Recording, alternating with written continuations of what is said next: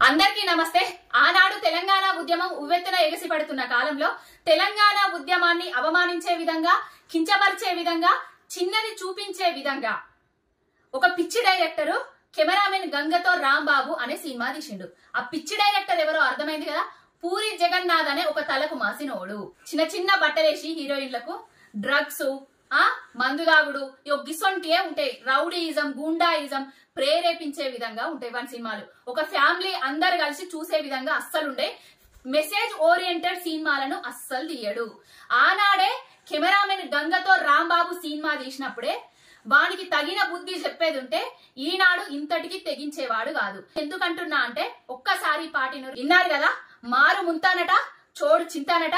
ఆ హీరోయిన్ కి సగం బట్టలేసి ఆ హీరో ఒక మందు సీసా పట్టుకొని ఆ హీరోయిన్ దగ్గర ఒక పాట పాడుకుంటా మధ్యలో కేసీఆర్ గారి డైలాగును పెట్టిండు. వీడికి ఎంతటి గుండె ధైర్యం! అరే తలకు మాసిన సన్నాసి!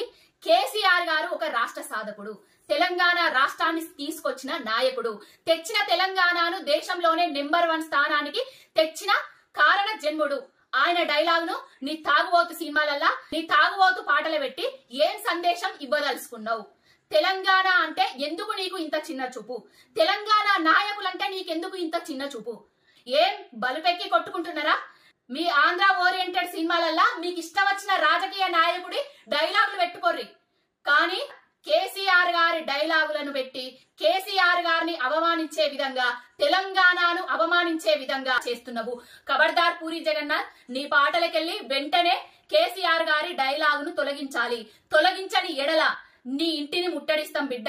ఆడోళ్ళం అందరం కలిసి నీ సినిమాను తెలంగాణ రాష్ట్రంలోనే నడవకుండా చేస్తాము. తక్షణమే నీ తాగుబోతు పాటలకెళ్లి కేసీఆర్ గారి డైలాగును తీసేసి కేసీఆర్ గారి క్షమాపణ చెప్పకుంటే నీకు తగిన బుద్ధి చెప్పుడు గ్యారంటీ.